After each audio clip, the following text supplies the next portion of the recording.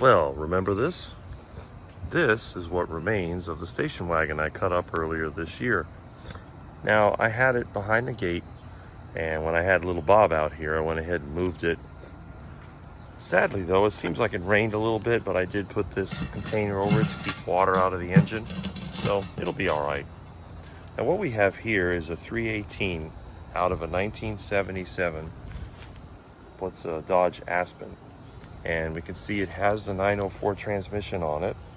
So this was a functioning driving car, and I decided to cut up the car instead of trying to sell the whole car because number one, I couldn't find a title even though I went through all my mom's stuff, and it was like, well, I'm not going to junk it because if I was to sell it to somebody that picks up cars, all they would do is take it to the crusher.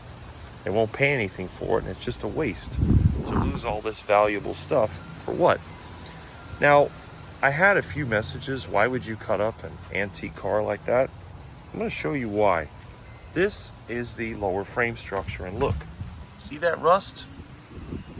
Yep, the frame, because it's a unibody, it's sort of like frame sections was rusted. And you can see that every part of this car is rusted.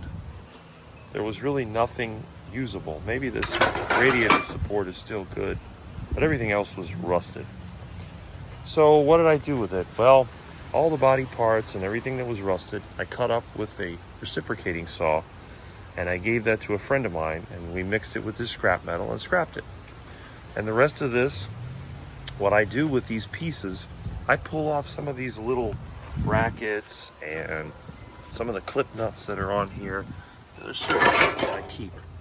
Even this little bracket that holds this brake line. So I keep all that little stuff, and I keep it in my hardware container. Even though this is a 1977, these little hardware bits will fit my 1968 to 1970 Dodge Chargers. So that's actually pretty good. And we can see over here, even though this has the transverse K-frame, the disc brakes and calipers are basically the same as on the 69 and 70 Charger.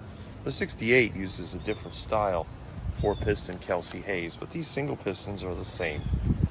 And you can see that although the control arms and all that are different, I'm going to save that anyway, just in case somebody else I know has one of these cars.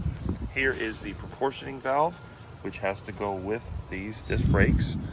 And I went ahead and saved that. By the way, the power steering unit is exactly the same as a 69 Charger, 70, 68, whatever. We're keeping that. Power steering pump is good. The AC compressor, which is one of those RV2s you can no longer find, I kept that. So I'm going to continue to save all these pieces.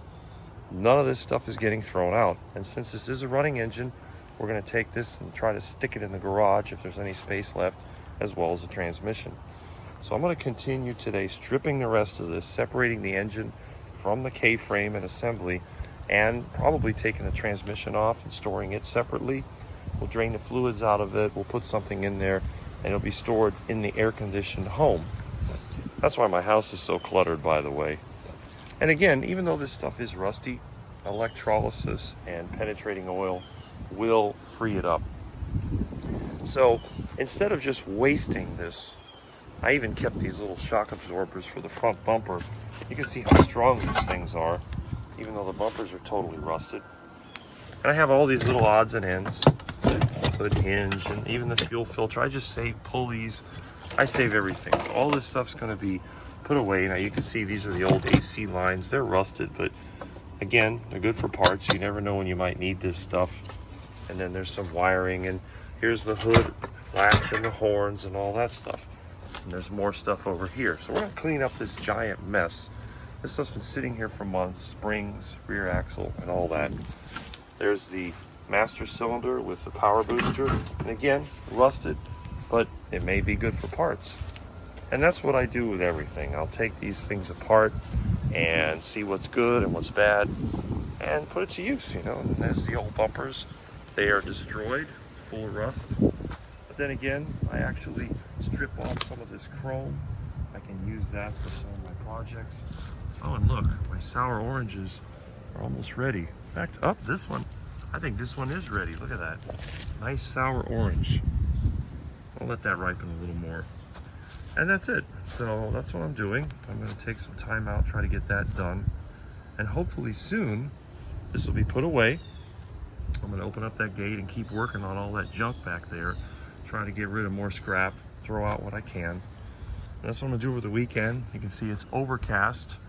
It is sort of raining, light rain, not too much. Enough to keep the dust down. And by the way, you can also notice that the ground here is just years and years of compost. Look at that. It's done really well. And with the car removed, I can go ahead and trim this up. I got all this firewood that I'm going to use. Now when we get some cooler weather, I'm going to have barbecues. I'll drag out the old grill and I'll start making steaks or whatever. So we'll clean this up, we'll get it working, burn up all that wood. Oh, here's the banana plant that fell over. It's trying to grow, so we'll plant that somewhere. But yeah, that's what I'm doing. So it is a Mopar channel, at least it was originally, and this is the closest I've gotten. Now hopefully soon I'll be dragging out the 69 Charger and getting that going. I got one of them that's totally rusted that I'm going to cut up for parts. So we'll try to get that running for maybe a video series for the last time, and we'll cut that one up. And I have another one I want to put together. So there's a lot going on, and I hope everybody's doing well, and I'll catch you soon.